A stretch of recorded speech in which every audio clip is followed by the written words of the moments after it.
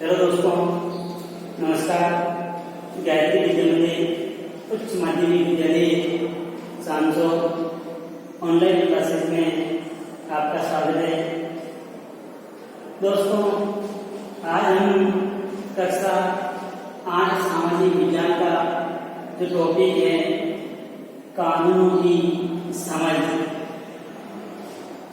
उसमें हम अध्ययन कर रहे हैं कि कानून क्यों महत्वपूर्ण है।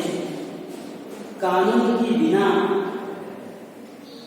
शासन का संचालन नहीं हो पाता है, समाज का भी जो विकास है वो नियमों के बिना नहीं हो पाता है। नियमों के बिना समाज भी संगठित नहीं रह सकता है। तो देखिए, हमने बात की थी कि कानून जो बनाने की प्रक्रिया भारत का जो संविधान है 1946 कैबिनेट मिशन के माध्यम से प्रारंभ हो जाते हैं और 26 नवंबर 1949 को हमारा संविधान बन करके तैयार हो जाता है और वही संविधान कानूनों का संग्रह होता है। लेकिन लोगों की जैसे जैसे आवश्यकता बढ़ती है तो नए नए कानून की जरूरत पड़ती है। तो आज हम टॉपिक पढ़ेंगे कि नए कानून किस तरह बनते हैं, उसकी क्या प्रक्रिया है। तो देखिए, कानून बनाने में संसद की एक महत्वपूर्ण भूमिका होती है। यदि हमने पढ़ा है कि कानून बनाने का जो अधिकार है वो भारतीय संसद को है, जो श्रम सूची, संपत्ति सूची व अवशिष्ट विषयों पर भारतीय संसद कानून बनाती। लेकिन नए कानून का निर्माण किस प्रकार होता है, तो देखिए, आमतौर पर हम बात करते हैं तो सबसे पहले समाज के विभिन्न समूह ही किसी खास कानून के लिए आवाज उठाते हैं। तो देखिए, कानून जनता के लिए बनाए जाते हैं और जनता कानून बनवाने के लिए आवाज उठाती है। उन जनता की आवाज के अकॉर्डिंग संसद कानून का निर्माण करती है। तो देखिए, ये संसद की जिम्मेदारी है कि वह लोगों के सामने जो आ रही हैं समस्याएं, उन समस्याओं के प्रति संवेदनशील हो, हमेशा एक्टिव हो और जनता की उन समस्याओं का समाधान करने का कार्य संसद करती है। तो देखिए, एक अपन घरेलू हिंसा का उदाहरण ले लेते हैं कि घरेलू हिंसा क्या है, इस पर क्यों कानून बनना चाहिए, इसकी आवश्यकता क्यों पड़ी। तो देखिए, घरेलू हिंसा का सवाल किसी तरह संसद के सामने आया व घरेलू हिंसा की रोकथाम पर कानून बनाने की प्रक्रिया क्या थी। तो देखिए, हम इसमें यही पढ़ेंगे कि घरेलू हिंसा का जो सवाल है वह संसद के सामने कैसे आया, वह घरेलू हिंसा की जो रोकथाम थी उनकी प्रक्रिया क्या थी, कितना प्रोसेस चला, तब जाकर के घरेलू हिंसा पर कानून बना। तो देखिए, तो सबसे पहले अपन को जानना होगा कि ये घरेलू हिंसा क्या है।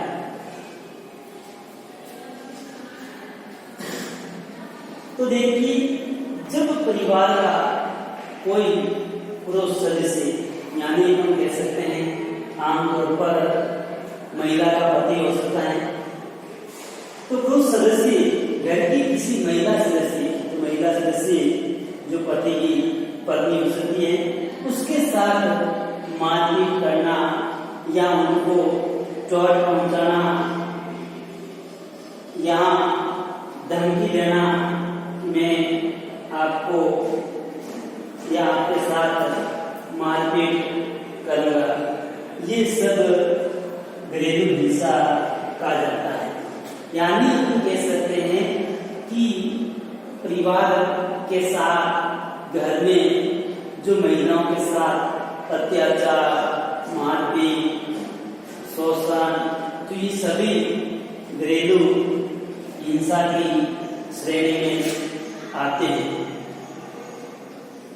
तो देखिए, घरेलू हिंसा कानून 2005 जो बनाया है, अब ऐसी महिलाएं भी घरेलू दायरे का हिस्सा मानी जाएगी जो हिंसा करने वाले पुरुष के साथ एक ही मकान में रहती हो, यहाँ रहती हो। तो देखिए,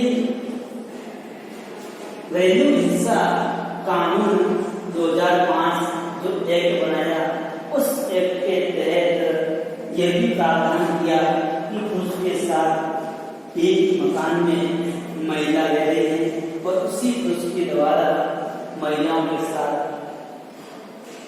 शोषण, अत्याचार, मारपीट, तो वो घरेलू हिंसा की श्रेणी में आएंगे। यहाँ वो महिला पहले उन पुरुष के साथ रह चुकी हो, उसको प्रताड़ित किया जा रहा है, तो वो भी घरेलू हिंसा की श्रेणी में आएगा। तो देखिए, इस घरेलू हिंसा जो कानून 2005 बना, तो इसकी प्रक्रिया क्या थी, इनका प्रोसेस क्या था, कितना लंबा प्रोसेस चलता है, इसमें कितनी जनता मांग करती है, जनता संघर्ष करती है। तो देखिए, एक घटना अक्टूबर 2000 से की है, जिसमें कुसुम व साजिया का वार्तालाप चल रहा है। तो यह आप स्क्रीन पर ले लीजिए।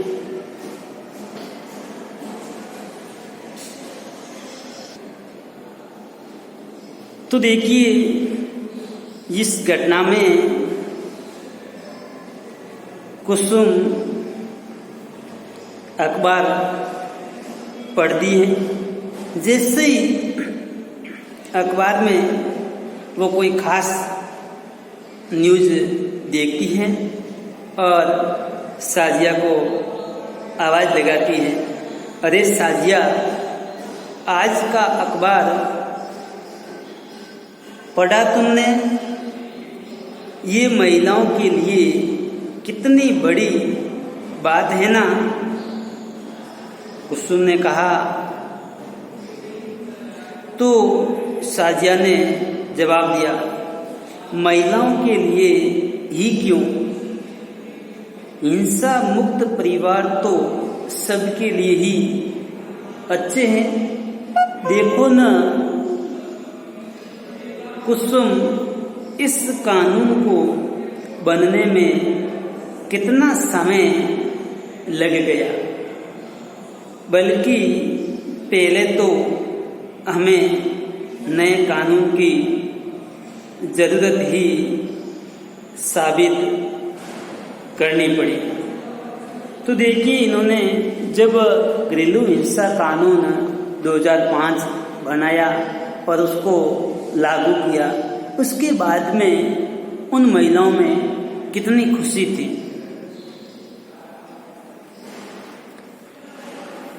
ये जो कुसुम व साजिया हैं, यह एक सरकारी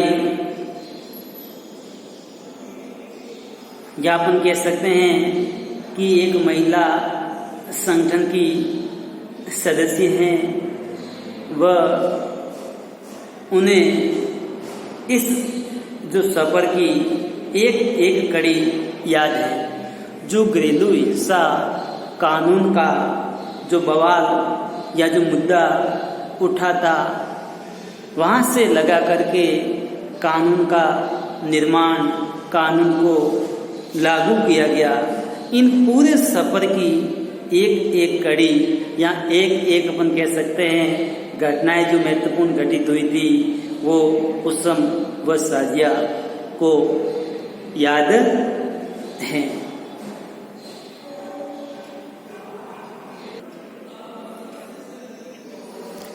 तो देखिए, साजिया व कुसुम का वार्तालाप चल रहा था। तो अप्रैल 1991 की घटना, जो दफ्तर का एक आम दिन था,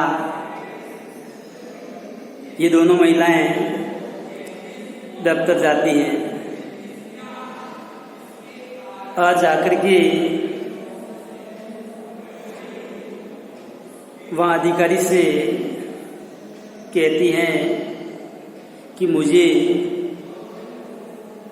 सलाह चाहिए। तो बोलो आपको क्या सलाह चाहिए?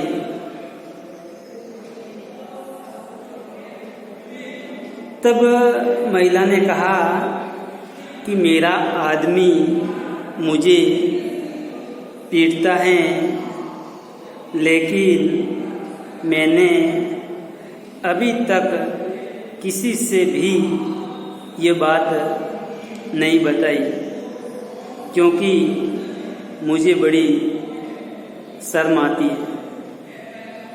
पर अब मैं बर्दाश्त भी नहीं कर सकती या होता नहीं है,